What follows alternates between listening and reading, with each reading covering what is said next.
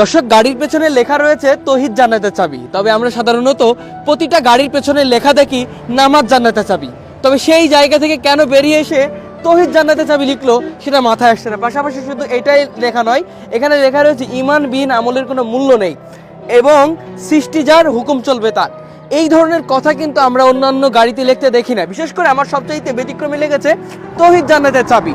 আমরা পরম্পরা থেকে দেখে আসছি গাড়ির পেছনে লেখা দেখি নামাজ জান্নাতের চাবি। তবে কেন এই তৌহিদ জান্নাতের চাবি লিখলো আমার মাথায় আসছে না। কি কারণে লিখেছে সেটাও আমি জানি না। সেটাই আমরা জানার জন্য ড্রাইভার সাহেবকে নামিয়েছি, জানতে চাইবো তার কাছে। ড্রাইভার ভাই, একটু জানাবেন আমাদেরকে, এই যে লেখা রয়েছে দেখতে পাচ্ছি তৌহিদ জান্নাতের চাবি, কি কারণে লিখলেন? আসলে এটা তো আমরা দেখি না বা এটা লেখা হয় না, এটা আদৌ ঠিক কিনা, আপনারা এটা ভুল করেছেন কিনা একটু বলবেন আমাদেরকে? আসলে বিষয়টা হচ্ছে যে আমার এই গাড়িতে আগেও এটা তৌহিদ জান্নাতের চাবি লেখা ছিল না। আগে নামাজ জান্নাতের চাবি এটাই লেখা ছিল।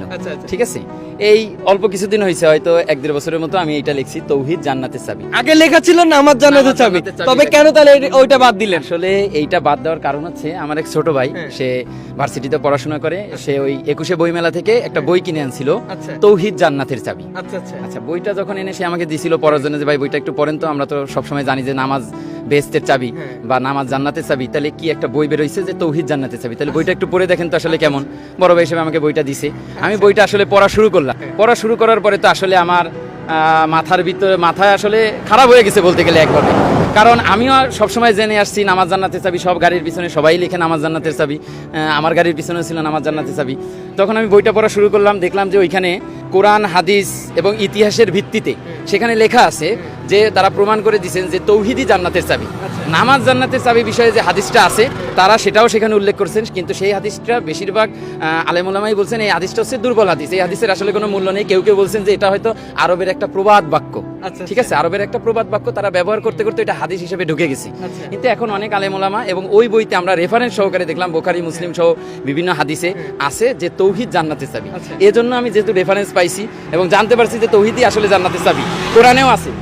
কোরআনেও আছে যে দেখবেন যে ইমানের অগ্রাধিকার আগে দেওয়া হয়েছে। আমরা এখানে লিখছি কি ইমানবিহীন আমলের কোনো মূল্য নেই। আপনি জানেন নামাজ হচ্ছে একটা আমল, ইমান হচ্ছে আপনাকে জান্নাতে নেবে, আমল কিন্তু আপনাকে জান্নাতে নেবে না। তাহলে এই ইমানটাই হচ্ছে এই তৌহিদ, লা ইলাহা ইল্লাল্লাহ, আল্লাহর হুকুম ছাড়া আমরা কারো হুকুম মানবো না, এইটাই আপনাকে জান্নাতে নিতে পারবে। ইমান ছাড়া যেহেতু আপনি যাইতে পারবেন না, আর ইমান হচ্ছে তৌহিদ, তাহলে তৌহিদই হওয়ার কথা ছিল জান্নাতের চাবি।